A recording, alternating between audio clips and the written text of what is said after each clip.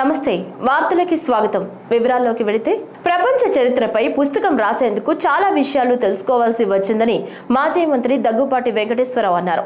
ప్రపంచ నేతలు తత్వవేత్తల గురించి పూర్తిగా అధ్యయనం చేసినట్లు తెలిపారు. ప్రపంచ చరిత్ర పేరిట తాను రాసిన పుస్తకావిష్కరణ కార్యక్రమంలో వెంకటేశ్వరరావు మాట్లాడారు. విశాఖపట్నంలో నిర్వహించిన ఈ కార్యక్రమంలో మాజీ ఉపరాష్ట్రపతి వెంకయ్య నాయుడు, కేంద్ర మంత్రి Nirmala Sitharaman, AP CM Chandrababu, MP Purandeswari తదితరులు పాల్గొన్నారు. Write any book is one thing, which he's already done about 4 or 5 of them. But to write history is not easy at all. To write history requires a lot more rigor. It requires a lot of intensive study. I think it was Aristotle who once said, and I'm not sure about the exact words, but he said history, actually it's about the unchanged. దాంట్లో మార్పు చేర్పులు ఏం లేవు, నడిచిపోయాయి. ఆ నడిచిపోయిన విషయాన్ని గురించి రాయడం అనేది, that is why you also have people who say history is normally written by the victors. గెలుపు ఎవరికి పొందారో, ఎవరు గెలిచారో వాళ్ళ వల్ల రాయబడినది హిస్టరీ. దాంట్లో మంచి ఉంటాయి, చెడు ఉంటుంది. మంచి ఏంటి? గెలిచిన వాళ్ళు రాసినప్పుడు వాళ్ళ తరపున జరిగిన మంచిలన్నిటినీ కూడా హిస్టరీలో రాస్తూ వస్తారు. కానీ అన్చేంజ్డ్ అది. Aristotle unchanged, it remains there, it is unchanged. Nobody can change it. What happened. But దాన్ని రాస్తున్నవాడు గెలిచిన వాడైతే he writes it in one glorious way. But there are others who are not part of the victorious. వాళ్ళని different లాంగ్వేజెస్లో, వాళ్ళ different ఇంటర్ప్రిటేషన్లో హిస్టరీని రాస్తారు. దాన్ని తరతరాలుగా చెప్తారు. సబాల్టర్న్ హిస్టరీ అంటారు, ఇంటర్ప్రిటేటివ్ డిఫరెన్స్ అంటారు. సో హిస్టరీ బుక్ రాయడం అనేది చాలా కఠినమైన exercise. It cannot receive ready acceptance by everybody. So majority history రాసేవాళ్ళు చాలా సంకోచించి రాస్తారు. కొన్ని అంశాలు రాస్తారు, అన్ని అంశాలు రాయరు. కానీ అక్కడ కూర్చున్నప్పటికీ నాకు అనిపించింది, the title of the book is it's a glimpse of world history. మాజీ మంత్రి దగ్గుపాటి వెంకటేశ్వరరావు ప్రపంచ తత్వం, నాయకత్వంపై అధ్యయనం చేసి పుస్తకం రాశారని ఏపీ సీఎం చంద్రబాబు అన్నారు. విశాఖపట్నంలో దగ్గుపాటి రాసిన ప్రపంచ చరిత్ర పుస్తకావిష్కరణ కార్యక్రమంలో సీఎంతో పాటు మాజీ ఉపరాష్ట్రపతి వెంకయ్య నాయుడు, కేంద్ర మంత్రి నిర్మలా సీతారామన్, ఎంపీలు దగ్గుపాటి పురంధేశ్వరి, శ్రీ భరత్ పాల్గొన్నారు. 5 పుస్తకాలు రాశాడు ఆయన. ఈ ఎక్స్పీరియన్స్ చూసినప్పుడు ఫస్ట్ది ఒక చరిత్రలో కొన్ని నిజాలు, ఫస్ట్ బుక్ రాశాడు. అక్కడి నుంచి విభజన జరిగిన తర్వాత మేమందరం, ఇంక్లూడింగ్ వెంకయ్య నాయుడు గారు, విభజనలో బిజీగా ఉన్నాం. వెంకయ్య నాయుడు గారు పార్లమెంట్లో ఫైట్ చేయడం, ఆ సీన్ చూసిన తర్వాత బాధపడడం, అవన్నీ జరిగాయి.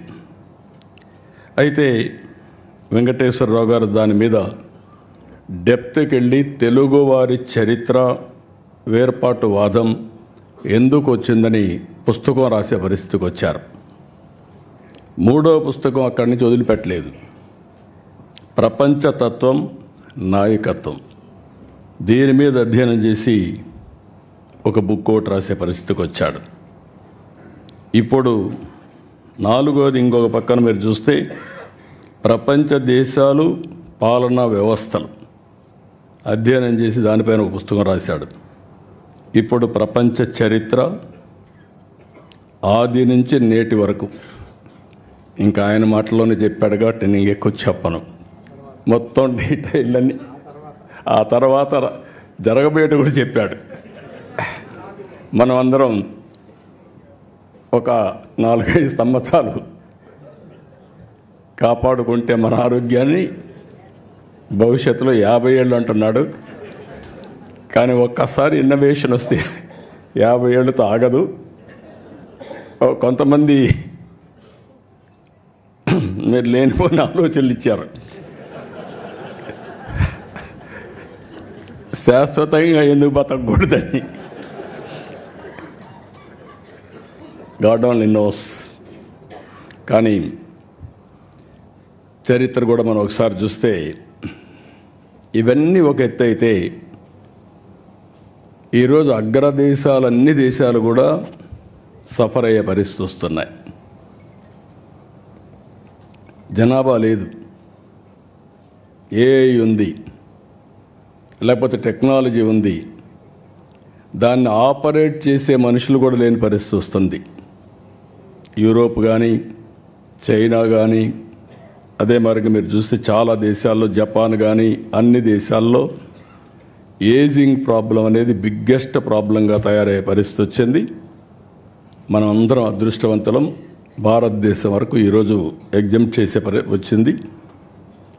ఏదైతే ఐఎమ్ వెరీ ప్రౌడ్, నేను ముందుకు కూడా చెప్పాను. ఒకసారి నిర్మలా సీతారామన్ గారు చూసినప్పుడు ఆవిడ యొక్క ప్రస్థానం, వెంకటేశ్వరరావు గారు చరిత్ర రాస్తున్నారు, పక్కనుండే నిర్మలా సీతారామన్ గారు చరిత్ర సృష్టించడానికి శ్రీకారం చుట్టారు. విజయవాడ నగరంలో ఎన్టీఆర్ మెమోరియల్ ట్రస్ట్ భవన్ ఏర్పాటుకు భూమి పూజ జరిగింది.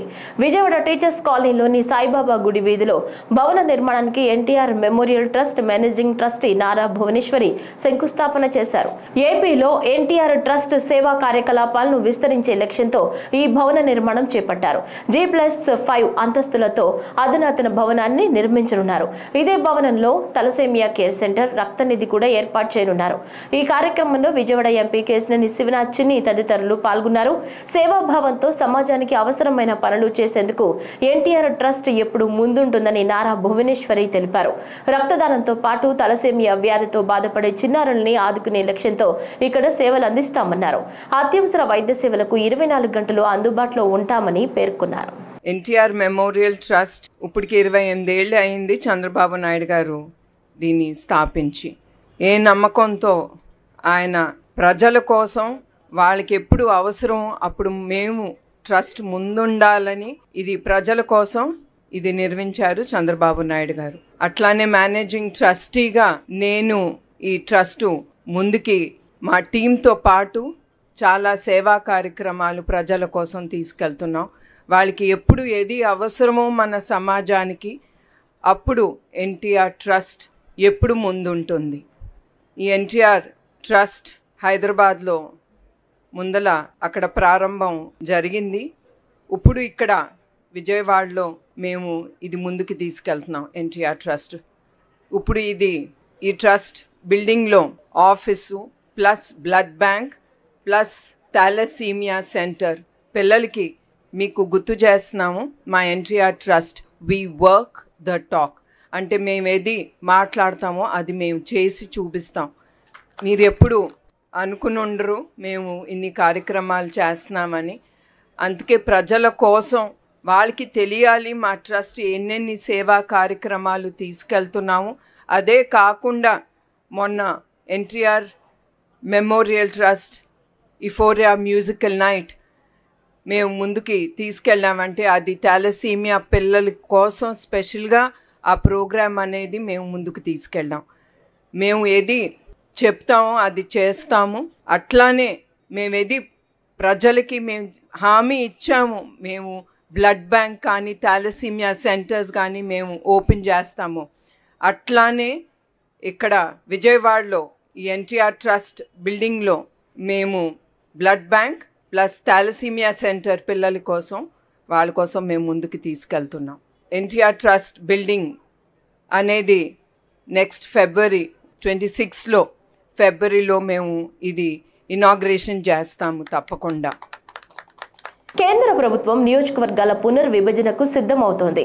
దానివల్ల జనాభా నియంత్రణ పాటించిన దక్షిణాది రాష్ట్రాలకు తీరని అన్యాయం జరుగుతుందని త్రిభాషా విధానం ద్వారా హిందీని రుద్దడం ఆపేయాలని తమిళనాడు ముఖ్యమంత్రి ఎంకే స్టాలిన్ చేస్తున్న వ్యాఖ్యలపై ఏపీ ముఖ్యమంత్రి చంద్రబాబు ఆచితూచి స్పందించారు. నియోజకవర్గాల పునర్విభజన అన్నది ప్రస్తుతానికి ఊహాజనితమేనన్నారు. దేశంలో జనాభా పెరగాల్సిన అవసరం ఉందని చర్చ ప్రారంభించిన తొలి వ్యక్తిని తానేనని, దేశ భవిష్యత్తు అవసరాలు మానవాళి మనుగడ కోసం అధిక జనాభాను ప్రోత్సహించాల్సి ఉందని పేర్కొన్నారు. ఇందులో దేశ ప్రయోజనాలే తప్ప ఎలాంటి రాజకీయాలు లేవని చెప్పారు. బుధవారం జరిగిన విలేకరుల సమావేశంలో జాతీయ మీడియా ప్రతినిధుల ప్రశ్నలకు చంద్రబాబు ఈ మేరకు సమాధానం ఇచ్చారు. Always, if you can go through worldwide, wealth creation and population conflicting each other. Always you are getting more money.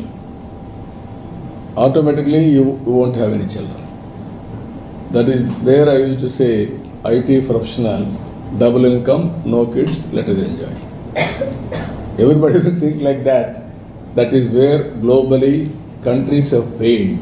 But do you think, sir, some of the southern states are at a disadvantage? No, what I am saying, we have to realize now, Government of India or NITI Aayog, this one Water Finance Commission, all of us has to debate, promote population. Don't punish those who are having aging problem today, but give incentives for more children. So one question. That is where I am saying I am giving Talliki Vandanam. How many children? 3 children every year, 15,000 rupees additional. Sir, Now children are earning money, income for the parents. Sir, are you seeking financial support from the finance commission for promoting? Nothing wrong in it. They have to do that. Even I am telling you, I am warning. After some time, you give the incentives. Even then, they won't go. Sir, one question. That is a problem. Sir, Even countries realized of late, they failed totally. Even Japan, as on today, minus 9% or 8%. So it is a very, very important issue for the survival of the human beings itself on earth. Andhra Pradesh శాసనసభ budget సమావేశాలు నేడు 7వ రోజుకు చేరుకున్నాయి. సభ ప్రారంభం కాగానే శాసనసభాపతి స్థానంలో ఉప సభాపతి రఘురామకృష్ణరాజు సభా కార్యకలాపాలను చేపట్టారు. తొలుత ప్రశ్నోత్తరాలను చేపట్టగానే పలువురు సభ్యులు అడిగిన ప్రశ్నలకు ఆయా శాఖల మంత్రులు సమాధానమిచ్చారు. పీడీఎస్ బియ్యం అక్రమ రవాణాపై గోరంట్ల బుచ్చయ్య చౌదరి, కూన రవికుమార్, అరిమిల్లి రాధాకృష్ణ, వనమాడి వెంకటేశ్వరరావు, వెనిగండ్ల రాము అడిగిన ప్రశ్నలకు పౌర సరఫరాల శాఖ మంత్రి నాదెండ్ల మనోహర్ సమాధానమిస్తూ ఆంధ్రప్రదేశ్లో 4,26,00,000 మందికి ప్రతి నెల ఉచిత రేషన్ అందిస్తున్నామన్నారు. కేజీ 46 రూపాయల 10 పైసలు ఖర్చు చేస్తున్నామన్నారు. గత ప్రభుత్వం 5 ఏళ్లలో అక్రమంగా రవాణా చేస్తున్న 76,854 మెట్రిక్ టన్నుల పీడీఎస్ బియ్యాన్ని మాత్రమే జప్తు చేసిందని, కూటమి ప్రభుత్వం అధికారంలోకి వచ్చిన 6 నెలల్లోనే 60,000 మెట్రిక్ టన్నులు జప్తు చేసినట్లు తెలిపారు. అక్రమ రవాణాకు పాల్పడిన వారిపై కఠిన చర్యలు తీసుకుంటున్నట్లు తెలిపారు. రాష్ట్రంలో 1,46,74,000 రేషన్ కార్డులకు గాను 4,26,00,000 మందికి ప్రతి నెల బియ్యం ఈ రోజున మనం ఉచితంగా సరఫరా చేస్తున్నాం అధ్యక్ష. దీనికి రాష్ట్ర ప్రభుత్వానికి దాదాపు 46 రూపాయల 10 పైసలు పర్ కిలో. గత 5 సంవత్సరాల్లో వీళ్ళు ధాన్యం జప్తు చేసింది 76,854 మెట్రిక్ టన్నుల అధ్యక్ష. 5 ఇయర్స్లో 2019 నుంచి 24 వరకు. కూటమి ప్రభుత్వం వచ్చినాక కేవలం 6 నెలల్లో మేము జప్తు చేసింది 60,000 మెట్రిక్ టన్నుల అధ్యక్ష. అంటే almost 78% of what the previous government has done in the past 5 years we have done in the past 6 months అధ్యక్ష. అదేవిధంగా ముఖ్యమంత్రి గారు కూడా అనేక సందర్భాల్లో సమీక్షించి ఏ విధంగా మనం ఈ వ్యవస్థను పటిష్టం చేద్దాం, లీగల్ అంశాల గురించి, ఎన్ఫోర్స్మెంట్ అంశాల గురించి, అన్నిటిపైన కూడా చాలా లోతుగా అధ్యయనం చేసిన తర్వాత కొన్ని మార్పులు తీసుకొచ్చాం అధ్యక్ష. మొట్టమొదటిసారి రాష్ట్రంలో ఎసెన్షియల్ కమోడిటీస్ యాక్ట్ 7 కింద, సెక్షన్ 7 కింద కేసులు నమోదు చేస్తున్నాం అధ్యక్ష. క్రిమినల్ కేసెస్ బుక్ చేస్తున్నాం అధ్యక్ష. పీడీ యాక్ట్లో కూడా మార్పులు తీసుకొచ్చి ఫస్ట్ టైం పీడీ యాక్ట్ కింద సెక్షన్స్ 316, 318 అండ్ 319 మన భారతీయ న్యాయ సంహిత యాక్ట్ కింద ఇది అప్రూవల్ ఇంకా రావాలి అధ్యక్ష. కానీ PDS rice smuggling is now part of an organised network అని గుర్తించి రిపీటెడ్ అఫెండర్స్గా ఎవరినైతే మేము గుర్తించామో వాళ్ళపైన పీడీ యాక్ట్ కూడా పెట్టేటట్టు చట్టంలో మార్పులు తీసుకొచ్చాం అధ్యక్ష. అనకాపల్లి జిల్లాలో ప్రైవేట్ రంగంలో తీర ఆధారిత ఉక్కు కర్మాగారాన్ని ఆర్సెలర్ మిట్టర్ నిపాన్ స్టీల్ ఏర్పాటు చేయనున్నట్లు రాష్ట్ర పరిశ్రమల శాఖ మంత్రి టీజీ భరత్ తెలిపారు. శాసనసభ ప్రశ్నోత్తరాల సమయంలో అనకాపల్లిలో తీర ఆధారిత ఉక్కు కర్మాగారం ఏర్పాటుపై కొనతాల రామకృష్ణ అడిగిన ప్రశ్నకు మంత్రి సమాధానమిస్తూ 1,47,162 కోట్ల రూపాయలతో 2 దశల్లో ఈ కర్మాగారాన్ని ఏర్పాటు చేయనున్నట్లు తెలిపారు. దీని ద్వారా దాదాపు 1,00,000 మందికి ఉపాధి అవకాశాలు లభిస్తాయన్నారు. కూటమి ప్రభుత్వం తీసుకుంటున్న చర్యల కారణంగా పెట్టుబడులు పెట్టేందుకు పలు కంపెనీలు ముందుకొస్తున్నాయన్నారు. సార్ చెప్పిన దాంట్లో ముఖ్యంగా లోకల్ జాబ్స్ ఉండాలా, 20,000 ఉద్యోగాలన్నా అక్కడ కల్పించాలని చెప్పడం జరిగింది. ఖచ్చితంగా సార్ అది అక్కడ స్కిల్స్ డెవలప్మెంట్ చేసేకి అది కూడా ముఖ్యం కాబట్టి దాంతోపాటు పాలిటెక్నిక్, ఐటీఐ ఆటోమేటిక్గా సార్ అట్లాంటి పెద్ద ప్లాంట్ వచ్చేటప్పుడు ఎకో సిస్టమ్ అనేది ఖచ్చితంగా అక్కడ డెవలప్ అవుతుంది కాబట్టి ఇవన్నీ కూడా ప్లాన్ ఉంది సార్. ఎందుకంటే స్కిల్ డెవలప్మెంట్ అనేది ఇంపార్టెంట్. నీకు లోకల్లో జాబ్స్ ఎక్కువ పుట్టాలంటే ఆ స్కిల్ అనేది సెట్ లేకపోతే it is very difficult to get jobs. So ఖచ్చితంగా అది వర్కౌట్ చేస్తున్నాం సార్. అలాగే ఏదైతే నక్కపల్లిలో 700 acres దీనికోసం తీసుకుపోయింది, 700 acres ఆల్రెడీ ప్లాన్ చేశాం సార్. నెక్స్ట్ అంటే దాని దగ్గరలోనే ఆల్రెడీ నోటిఫై చేసి we're planning to take another 700 acres sir. ఇది కాక ఎవరైతే రైతులకి అట్లాంటిది ఏమైనా ఇష్యూ ఉందంటే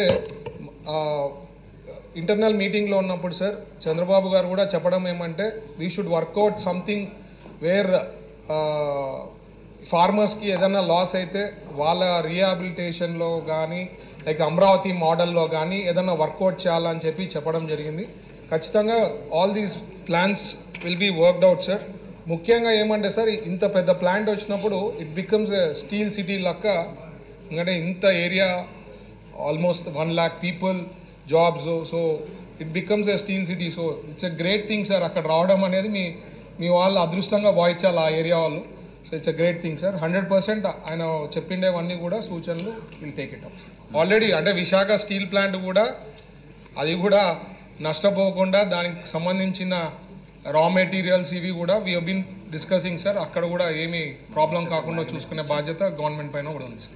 ఆంధ్రప్రదేశ్ రాష్ట్రంలో సామాజిక పెన్షన్లు తొలగించాలంటూ జరుగుతున్న ప్రచారంలో వాస్తవం లేదని రాష్ట్ర సూక్ష్మ, చిన్న, మధ్య తరహా పరిశ్రమల శాఖ మంత్రి కొండపల్లి శ్రీనివాస్ తెలిపారు. శాసనసభ ప్రశ్నోత్తరాల సమయంలో రాష్ట్రంలో పింఛన్ లబ్ధిదారుల అంశంపై వైసీపీ సభ్యులు అడిగిన ప్రశ్నలకు సభ్యులు సభలో లేనప్పటికీ మంత్రి సమాధానమిచ్చారు. 2019 జూన్ నాటికి 53,85,796 మంది పెన్షన్దారులు ఉంటే ఈ రోజుకి ఆ సంఖ్య 63,59,907 మందికి చేరుకుందన్నారు. 2024 జూన్ నుంచి 14,967 పింఛన్లు తొలగించామని, వాటిలో 10,791 మంది శాశ్వత వలసదారులు కాగా 4,176 మందిని అనర్హులుగా గుర్తించినట్లు మంత్రి తెలిపారు. అర్హులందరికీ పింఛన్ అందిస్తున్నామని మంత్రి వివరించారు. అయితే మొదటి ప్రశ్నకి సమాధానం 2019 జూన్ నాటికి సామాజిక భద్రత పెన్షన్ కింద మొత్తం 53,85,796 మంది లబ్ధిదారులు ఉన్నారు. ఈ రోజు నాటికి 63,59,907 మంది లబ్ధిదారులు ఉన్నారు. రెండో ప్రశ్నకు సమాధానం 2024 జూన్ నుంచి ఇప్పటి వరకు 14,967 సామాజిక భద్రత పెన్షన్లు తొలగించడం అయినది. అందులో మూడో ప్రశ్నకు సమాధానం అందులో 10,791 మంది శాశ్వత వలసదారుల కింద మరియు 4,176 మంది అనర్హుల కింద. మరి నాలుగో ప్రశ్నకు సమాధానం ఏమీ లేవు అధ్యక్ష.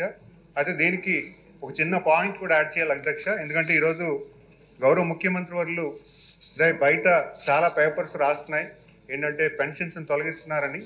ఇప్పటివరకు అయితే మాత్రం కేవలం 14,000 పెన్షన్స్ కూడా తీయడం జరిగింది. అందులో 4,000 పెన్షన్స్ మాత్రమే ఇనెలిజిబిలిటీలో ఉన్నాయి అధ్యక్ష. ఎటువంటి పెన్షన్స్ కూడా ఈ మొదటి సంవత్సరంలో ఎటువంటి పెన్షన్ తీయడానికి కూడా మేము గౌరవ ముఖ్యమంత్రి వర్యులు మాకు పర్మిషన్ ఇవ్వలేదు. ఎందుకంటే దానికి చాలా సున్నితమైన విషయం. ఎందుకంటే ఇక్కడ పొలిటికల్ వెండైట్ అనేది లేకుండా ఖచ్చితంగా అర్హులందరికీ కూడా పెన్షన్ ఇవ్వాలని ఆయన సూచించారు. ఈరోజు కూడా వెరిఫికేషన్ పద్ధతి కూడా చాలా చాలా పద్ధతిగా ఎటువంటి ప్రలోభాలు లేకుండా చాలా సిన్సియర్గా ఈరోజు వెరిఫికేషన్ ప్రాసెస్ జరుగుతుంది. సో ఎటువంటి పెన్షన్స్ అయితే మాత్రం తీయడం జరగలేదు అధ్యక్ష. ఆంధ్రప్రదేశ్లో ప్రైవేట్ గోదాముల్లో బియ్యం నిల్వలపై ఎప్పటికప్పుడు తనిఖీలు చేస్తున్నట్లు రాష్ట్ర పౌర సరఫరాల శాఖ మంత్రి నాదెండ్ల మనోహర్ తెలిపారు. శాసనసభ ప్రశ్నోత్తరాల సమయంలో ప్రైవేట్ గోదాముల్లో పీడీఎస్ బియ్యంపై సభ్యులు ధూళిపాళ్ల నరేంద్ర కుమార్, దామచర్ల జనార్దన్ రావు, ముప్పిడి వెంకటేశ్వరరావు, వనమాడి వెంకటేశ్వరరావు, కాగిత కృష్ణ ప్రసాద్ అడిగిన ప్రశ్నలకు మంత్రి సమాధానమిస్తూ సంస్కరణలో భాగంగా వేర్ హౌస్ మేనేజ్ సాఫ్ట్వేర్ ఆధారంలో అవకతవకలను తెలుసుకునేందుకు వెసులుబాటు లభించిందన్నారు. రాష్ట్రంలో 1,46,74,000 రేషన్ కార్డులకు గాను 4,26,00,000 మందికి ప్రతి నెల బియ్యం ఈ రోజున మనం ఉచితంగా సరఫరా చేస్తున్నాం అధ్యక్ష. దీనికి రాష్ట్ర ప్రభుత్వానికి దాదాపు 46 రూపాయల 10 పైసలు పర్ కిలో. గత 5 సంవత్సరాల్లో వీళ్ళు ధాన్యం జప్తు చేసింది 76,854 మెట్రిక్ టన్నుల అధ్యక్ష. 5 ఇయర్స్లో 2019 నుంచి 24 వరకు. కూటమి ప్రభుత్వం వచ్చినాక కేవలం 6 నెలల్లో మేము జప్తు చేసింది 60,000 మెట్రిక్ టన్నుల అధ్యక్ష. అంటే almost 78% of what the previous government has done in the past 5 years we have done in the past 6 months అధ్యక్ష. అదేవిధంగా ముఖ్యమంత్రి గారు కూడా అనేక సందర్భాల్లో సమీక్షించి ఏ విధంగా మనం ఈ వ్యవస్థను పటిష్టం చేద్దాం, లీగల్ అంశాల గురించి, ఎన్ఫోర్స్మెంట్ అంశాల గురించి, అన్నిటిపైన కూడా చాలా లోతుగా అధ్యయనం చేసిన తర్వాత కొన్ని మార్పులు తీసుకొచ్చాం అధ్యక్ష. మొట్టమొదటిసారి రాష్ట్రంలో ఎసెన్షియల్ కమోడిటీస్ యాక్ట్ 7 కింద, సెక్షన్ 7 కింద కేసులు నమోదు చేస్తున్నాం అధ్యక్ష. క్రిమినల్ కేసెస్ బుక్ చేస్తున్నాం అధ్యక్ష. పీడీ యాక్ట్లో కూడా మార్పులు తీసుకొచ్చి ఫస్ట్ టైం పీడీ యాక్ట్ కింద సెక్షన్స్ 316, 318 అండ్ 319 మన భారతీయ న్యాయ సంహిత యాక్ట్ కింద ఇది అప్రూవల్ ఇంకా రావాలి అధ్యక్ష. కానీ PDS rice smuggling is now part of an organised network అని గుర్తించి రిపీటెడ్ అఫెండర్స్గా ఎవరినైతే మేము గుర్తించామో వాళ్ళపైన పీడీ యాక్ట్ కూడా పెట్టేటట్టు చట్టంలో మార్పులు తీసుకొచ్చాం అధ్యక్ష. రాష్ట్రంలో ఆయుర్వేద, హోమియో ఆసుపత్రుల్లో వైద్యులు, సిబ్బంది కొరతను అధిగమించేందుకు కూటమి ప్రభుత్వం కృషి చేస్తోందని రాష్ట్ర వైద్య కుటుంబ ఆరోగ్య సంక్షేమ శాఖ మంత్రి వై సత్యకుమార్ యాదవ్ తెలిపారు. శాసనసభ ప్రశ్నోత్తరాల సమయంలో రాష్ట్రంలో ఆయుర్వేద, హోమియో ఆసుపత్రుల్లో వైద్యులు, సిబ్బంది కొరత అంశంపై సభ్యులు అడిగిన ప్రశ్నలకు మంత్రి సమాధానమిస్తూ కూటమి ప్రభుత్వం అధికారంలోకి వచ్చాక నియామకాలు చేపట్టామని తెలిపారు. గత ప్రభుత్వ హయాంలో 5 ఏళ్లకు కలిపి 71 కోట్ల రూపాయలు అందిస్తే కూటమి ప్రభుత్వం అధికారంలోకి వచ్చిన తర్వాత కేంద్రం ఆయుష్ శాఖకు 88 కోట్లు శాప్ కింద అందించిందన్నారు. అధ్యక్ష, ఎంతో కొన్ని తరతరాలుగా మన మునులు, ఋషులు వాళ్ళ అనుభవాన్ని రంగరించి మేళవించి మనకు అందించిన ఒక అద్భుతమైన సాంప్రదాయ వైద్యం ఆయుర్వేద, హోమియో, యునాని అధ్యక్ష. అందుకని దాని ప్రాముఖ్యతను గుర్తించారు కాబట్టి గౌరవ ప్రధానమంత్రి గారు ఆయుష్ శాఖను ప్రత్యేకంగా ప్రారంభించడం జరిగింది అధ్యక్ష. తర్వాత మన దేశం మాత్రమే కాదు అధ్యక్ష, అనేక గౌరవ సభ్యులు చెప్పినట్టుగా 46 దేశాల్లో మన ఈ సాంప్రదాయ వైద్యాన్ని పాటిస్తున్నారు అధ్యక్ష. చివరికి యోగా ప్రాముఖ్యత గురించి ప్రపంచ దేశాలు తెలుసుకుని జూన్ 21 180 దేశాల్లో యోగా దినంగా నిర్వహిస్తున్నారంటే ప్రపంచం ఇవాళ మన సాంప్రదాయ వైద్యానికి ఇస్తున్న ఇంపార్టెన్స్ ఏందనే విషయాన్ని అర్థం చేసుకోవాలి అధ్యక్ష. రాష్ట్ర వ్యాప్తంగా చూస్తే అధ్యక్ష, ఆయుష్లో 327 ఉద్యోగాలు క్యాడర్ స్ట్రెంత్ ఉంటే 64 ఖాళీలు ఉన్నాయి అధ్యక్ష. హోమియోపతిలో 190 అయితే 62 ఖాళీలు ఉన్నాయి అధ్యక్ష. యునానీలో 73 అయితే 31 ఖాళీలు ఉన్నాయి అధ్యక్ష. పారామెడికల్లో, ఆయుష్లో పారామెడికల్లో అయితే ఆశ్చర్యపోయే సంఖ్యలు అధ్యక్ష. 361 మంది శాంక్షన్ స్ట్రెంత్ ఉంటే 252 ఖాళీలు ఉన్నాయి అధ్యక్ష. 70% ఖాళీలు ఉన్నాయి అధ్యక్ష. మొత్తంగా చూస్తే 1087 శాంక్షన్ స్ట్రెంత్ ఉంటే 458, అంటే దాదాపు 50% ఖాళీలు ఆయుష్ శాఖలో ఉన్నాయి అధ్యక్ష. వాటిని సరిచేసే ప్రయత్నం చేస్తున్నాం అధ్యక్ష. ఇవాళ నియామకాలు కూడా చేపడుతున్నాం. మనం వచ్చిన తర్వాత 188 పోస్టులకు గాను notification Andhra Pradesh public service commission ద్వారా ఇవ్వడం జరిగింది. నియామకాలు కూడా దాంట్లో చేయడం కూడా జరుగుతోంది అధ్యక్ష. అది ఆయుర్వేద, ఇది హోమియోలో 53 అయితే 57 మంది సెలెక్ట్ అయ్యారు. అదేవిధంగా మెడికల్ ఆఫీసర్లు యునానీలో కూడా 26 గాను 15 మంది సెలెక్ట్ అయ్యారు. ఈ రకంగా 188 పోస్టులకు కూడా నోటిఫికేషన్ ఇచ్చి పటిష్టపరిచే దిశగా ప్రయత్నం చేస్తున్నాం అధ్యక్ష. రాష్ట్రంలో భూముల రీసర్వేను పటిష్టంగా నిర్వహిస్తున్నట్లు రాష్ట్ర రెవెన్యూ శాఖ మంత్రి అనగాని సత్యప్రసాద్ పేర్కొన్నారు. శాసనసభ ప్రశ్నోత్తరాల సమయంలో గ్రామ కంఠం భూముల అంశంపై సభ్యులు అడిగిన ప్రశ్నలకు మంత్రి సమాధానమిచ్చారు. రీసర్వే అంశంపై గ్రామ సభలో వచ్చే అర్జీలను వెంటనే పరిష్కరించేందుకు కృషి చేస్తున్నామన్నారు. గౌరవ ముఖ్యమంత్రి గారు ఎక్కడ కూడా అంటే ల్యాండ్ అనేది ఒక ఎమోషన్, తప్పకుండా పేద ప్రజలందరికీ కూడా వారి హక్కులు కల్పించాల లక్ష్యంతో ఎన్నో రివ్యూలు చేసి అధికారులతో, అలాగే కొత్తగా మేము జిఓఎం కూడా వేసాం అధ్యక్ష, గ్రూప్ ఆఫ్ మినిస్టర్స్ కూడా ఇవన్నీ కూడా అధ్యయనం చేసి పేదవాడికి వాళ్ళ హక్కులు కల్పించాల లక్ష్యంతోనే ఎన్ని కార్యక్రమాలు చేస్తాం, ఎన్నో సంస్కరణలు తీసుకొస్తాం అధ్యక్ష. దాంట్లో భాగంగానే అధ్యక్ష రీసర్వే పై గ్రామ సభలు పెట్టాం. అయితే మాకు సమస్యలు తెలియజేసా 90% పూర్తి చేసాం అధ్యక్ష. మళ్ళీ రీసర్వే పగడబందీగా చేస్తా ఉన్నాం అధ్యక్ష. ఎక్కడ కూడా ఎవరికి ఇబ్బంది లేకుండా అందరికి కూడా హ్యాపీనెస్ ఇండెక్స్ పెరిగే విధంగా చేస్తా ఉన్నాం అధ్యక్ష. దాంతోపాటు సదస్సులు పెట్టాం అధ్యక్ష.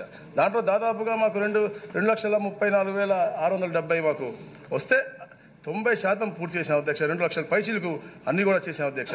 దాంతోపాటు అధ్యక్ష ఏ 22A ఉన్నాయో ఏ ప్రైవేట్ భూమి కూడా 22Aలో ఉండకూడదని గౌరవ ముఖ్యమంత్రి గారు చాలా క్లియర్గా అధికారులకు చెప్పారు అధ్యక్ష. అలాగే దానికోసం అధ్యక్ష 17/2/2025 నాడు అంటే పోయిన నెలలో అధ్యక్ష ప్రభుత్వం నంబర్ 270455 ఆఫ్ 17/2025 అని చెప్పేసి ఒక మెమో కూడా ఇవ్వడం జరిగింది అధ్యక్ష. దాని ద్వారా అధ్యక్ష ఏ సంబంధిత అధికారుల నుండి ముందస్తు ఉత్తర్వులు ఉండి తప్ప ఏ ప్రైవేట్ భూమి కూడా నిషేధిత ఆస్తుల జాబితాలో ఉండడానికి వీలు లేదు. ఏదైనా ఒకటే నంబర్లో బహు ఓనర్స్ ఉంటే ఆ సబ్ డివిజన్ చేసి ఎవరికి సబ్ డివిజన్ వాళ్ళకి ఇవ్వాలి. దాంట్లో ఏదైనా ఎండోమెంట్స్ భూమి ఉంటే దాన్ని కూడా సబ్ డివిజన్ చేసి మిగతా అంతా కూడా 28A నుంచి తీసే విధంగా ఒక మంచి ప్రణాళిక వేసుకుని తప్పకుండా ఏదైతే 22A1A B Dలో ఉన్నాయో అధ్యక్ష అవన్నీ తొలగించాలన్నా అప్డేట్ చేయాలన్నా కూడా వాడికి ఒక ప్రొసీడింగ్స్ కూడా జిల్లా రిజిస్ట్రార్కి ఎలా ఇవ్వాలనేది కూడా దాంట్లో క్లియర్ కట్గా ఇచ్చాము అధ్యక్ష. అవన్నీ కూడా నేను గౌరవ సభ్యులకు ఇస్తాను అధ్యక్ష. ఆంధ్రప్రదేశ్లో ఎమ్మెల్యే కోట ఎమ్మెల్సీ అభ్యర్థిగా నాగబాబు పేరును జనసేన అధినేత పవన్ కళ్యాణ్ ఖరారు చేశారు. ఈ మేరకు జనసేన పార్టీ సోషల్ మీడియా వేదికగా ప్రకటన చేసింది. శాసనసభ్యుల కోటాలో నిర్వహించే ఎమ్మెల్సీ ఎన్నికలకు కూటమిలో భాగంగా జనసేన అభ్యర్థిగా కొణిదెల నాగబాబు పేరును పార్టీ అధ్యక్షులు పవన్ కళ్యాణ్ ఖరారు చేశారు. పార్టీ రాష్ట్ర ప్రధాన కార్యదర్శిగా నాగబాబు సేవలందిస్తున్నారు. ఎమ్మెల్సీ అభ్యర్థిగా నామినేషన్ దాఖలు చేయాలని నాగబాబుకి సమాచారం ఇచ్చారు. నామినేషన్ కు అవసరమైన పత్రాలు సిద్ధం చేయాలని పార్టీ కార్యాలయాన్ని పవన్ కళ్యాణ్ ఆదేశించారు అని జనసేన ఎమ్మెల్సీ హరిప్రసాద్ ఒక ప్రకటనలో తెలిపారు.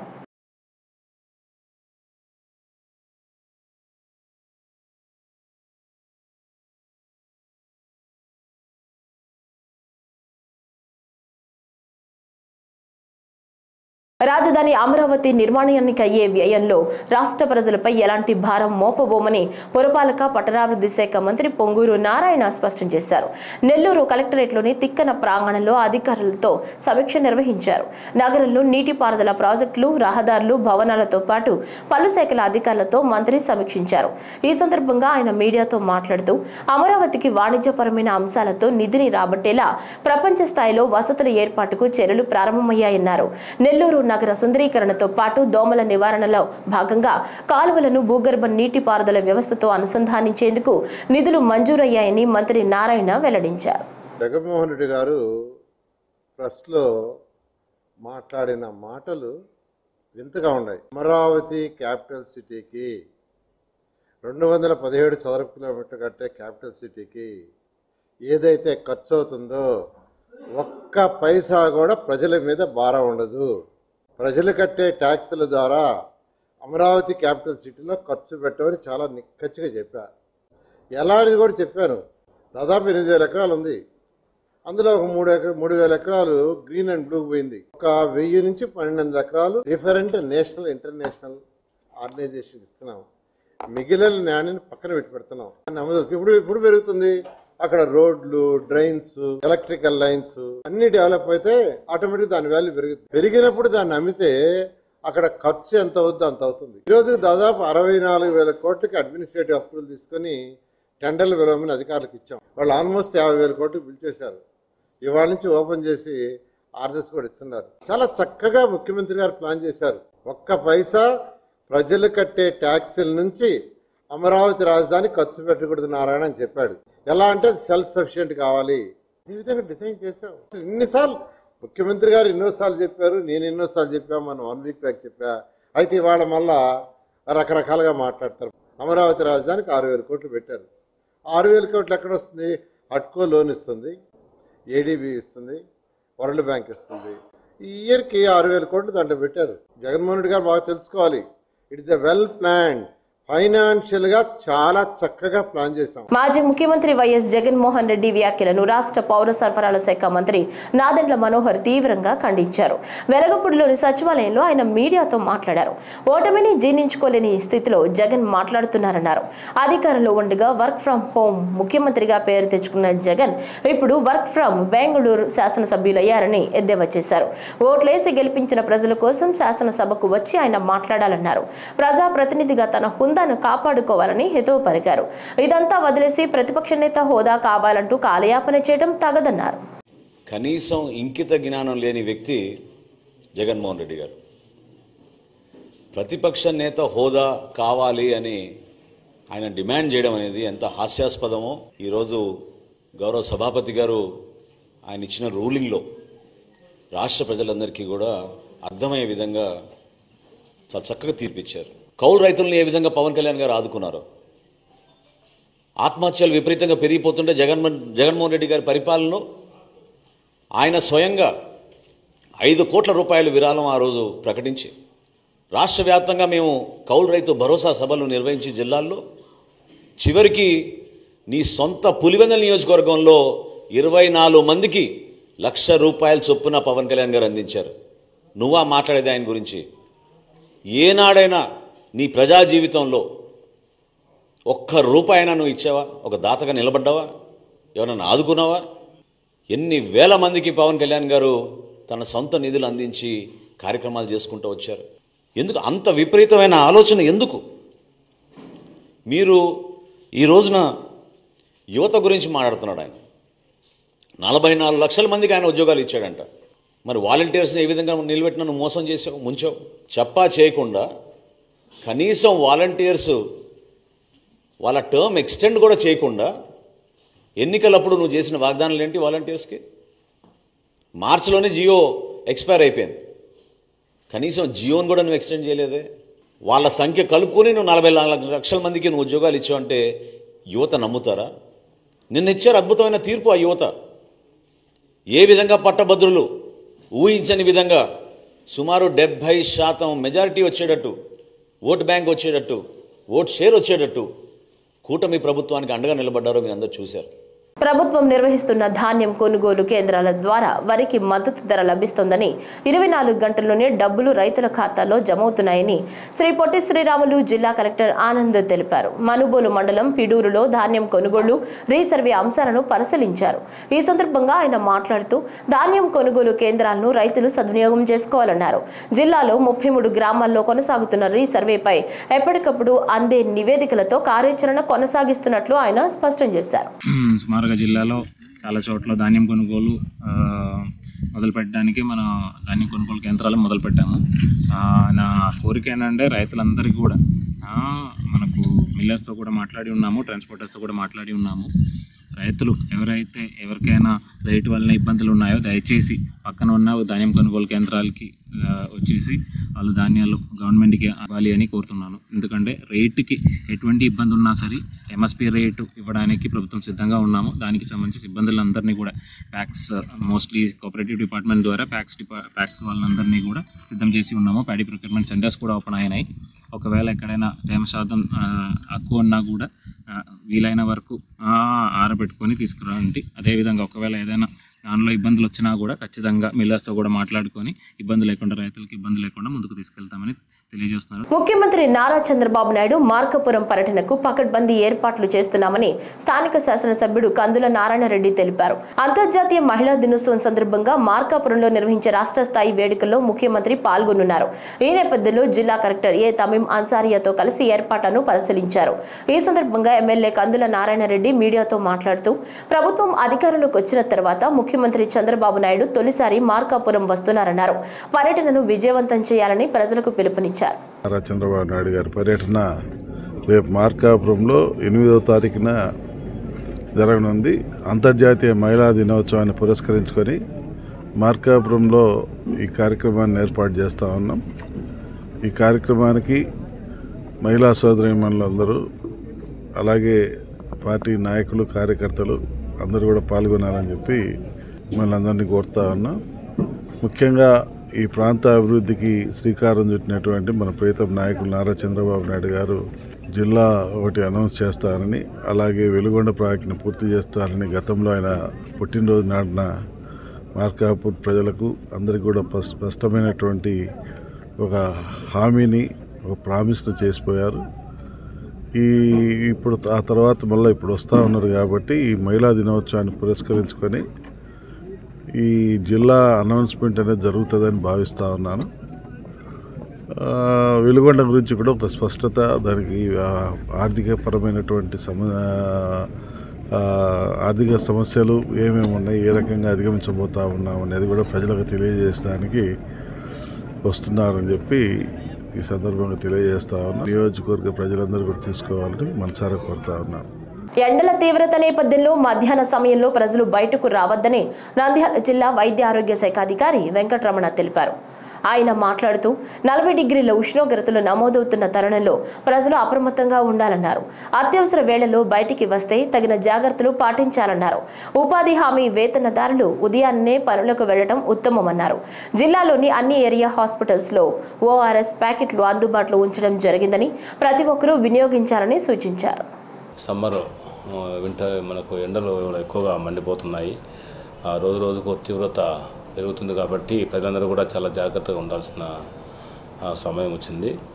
ముఖ్యంగా ఎక్కువగా ఈ ప్రయాణాలు చేయడం కానీ, లేకపోతే ఎండలో తిరగడం కానీ, పనులకు వెళ్ళే వాళ్ళు, ఉపాధి కూలీలు కానీ వీళ్ళంతా కూడా టైం ప్రకారము అంటే మామూలుగా అర్లీగా వెళ్ళి త్వరగా ఇంటికి వచ్చే మార్గం ఆలోచించాలి. అలాగే పనిచేసే ప్రదేశంలో జాగ్రత్తలు తీసుకుంటే ఎక్కువ నీరు తాగడము, మజ్జిగ తీసుకోవడము, అలాగే ఓఆర్ఎస్ ప్యాకెట్స్ కూడా మేము పంపిణీ చేయడం జరుగుతుంది. ఓఆర్ఎస్ ద్రావణం తాగడము, తర్వాత దుస్తులు కూడా మనకు ఎక్కువగా కాటన్ దుస్తులు ధరించడము, లూజుగా ఉండే దుస్తులు ధరించడము, ఇట్లా అప్పుడు జాగ్రత్తలు తీసుకోవాలి. ఎక్కువగా ఎండలో బయట తిరగకుండా చూసుకోవాలి. ముఖ్యంగా ఈ సీజన్లో చూస్తే ముఖ్యంగా వాటర్ ప్రాబ్లం కూడా ఎక్కువగా ఉంటుంది. తాగునీరు ఎక్కడికంటే అక్కడ నీరు తాగుకోకుండా జాగ్రత్తగా నీరు తీసుకొని వెళ్ళి తాగాల్సి ఉంటుంది. కొన్ని చోట్ల నీరు మామూలుగా అందుబాటులో లేకపోతే ఏది ఉంటే అందుబాటులో తీసుకుని తాగడము, తద్వారా ఈ డయేరియా కేసులు రావడం జరుగుతూ ఉంది. కాబట్టి ఖచ్చితంగా పేరు జాగ్రత్తలు తీసుకోవాలి. ముఖ్యంగా ఈ మధ్యకాలంలో చూస్తే కనుక మనకు ఆత్మకూరులో డయేరియా బారిన పడి ఇబ్బంది పడ్డాము. తద్వారా మేమంతా కూడా చికిత్సలు చేసి నీరు అంతా కూడా మేము ఎక్కడెక్కడ ప్రాబ్లమ్స్ ఉన్నాయో అవన్నీ కూడా అరెస్ట్ చేసి, ముఖ్యంగా వాటర్ ట్యాంక్ సంబంధించి మినరల్ వాటర్ ప్లాంట్లో ఇష్యూ రావడము, దాన్ని సీజ్ చేయడం జరిగింది. తద్వారా ప్రజలకు ఆల్టర్నేట్గా ప్రత్యామ్నాయంగా వాటర్ సప్లై చేశాము. అలాగే ఇప్పుడు అందరూ తగ్గి పరిస్థితి అదుపులో ఉంది. ఎటువంటి ఇబ్బంది లేదు, ఆందోళన అవసరం లేదు.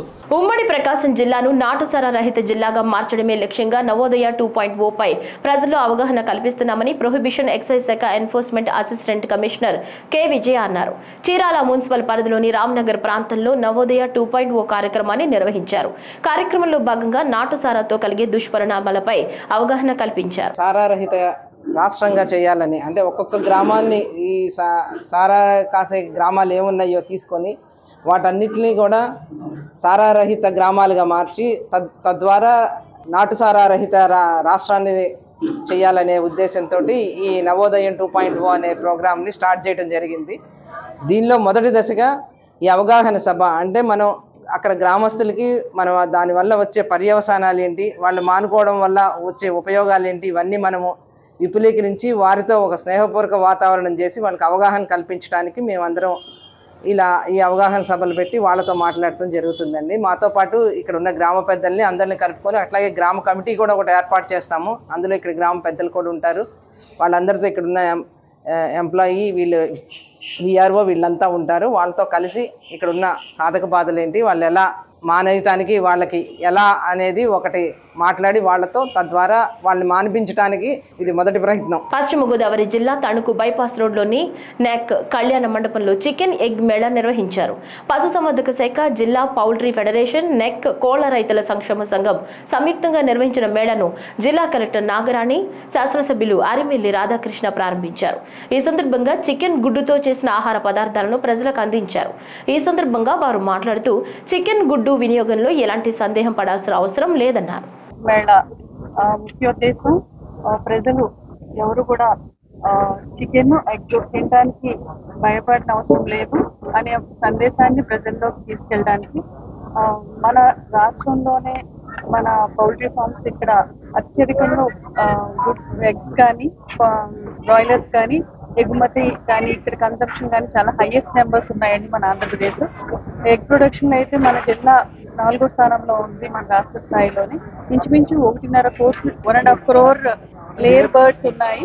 35 lakhs బ్రాయిలర్ బర్డ్స్ ఇక్కడ ఉభయ గోదావరి జిల్లాల పౌల్ట్రీ ఫార్మ్స్ లో ఉన్నాయి.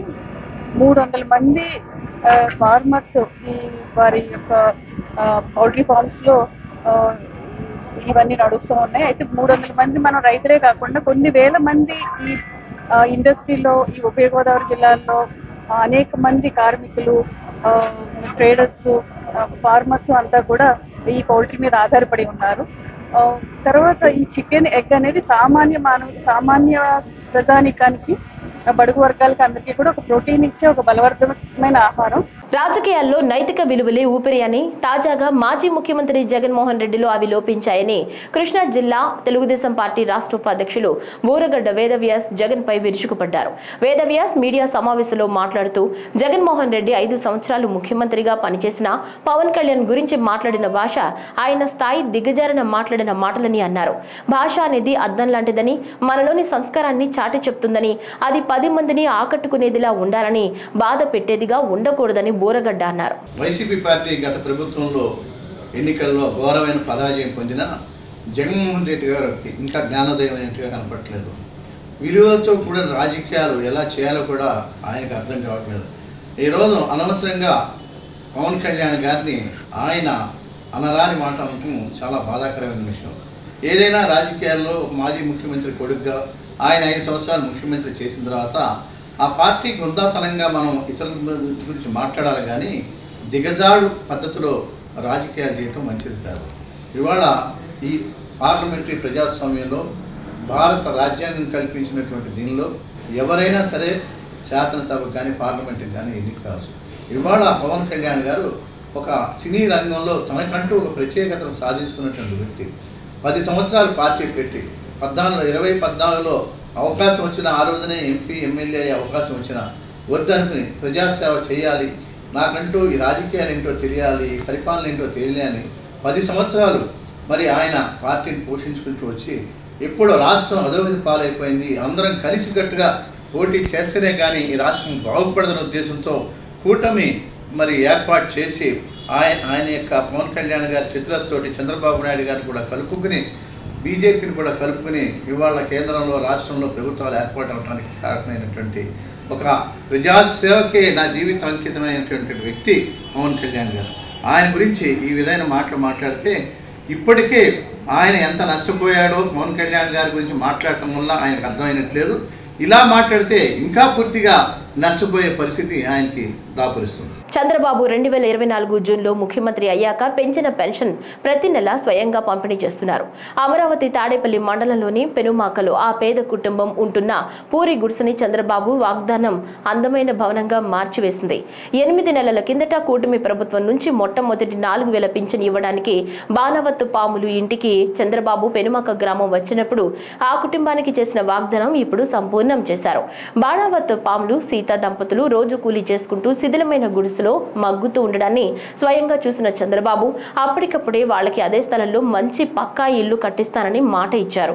ఆర్థికంగా కుటుంబ పరంగా ఎన్నో ఇబ్బందులు పడుతున్న వారి సమస్యలు వారితో గడిపినప్పుడు ఆయన అడిగి తెలుసుకున్నారు. ఫలితంగా ఈ అందమైన స్వగృహం ఇప్పుడు వారిలో సంతోషాన్ని నింపింది. ఈ వార్తలు ఇంతటితో సమాప్తం. నమస్కారం.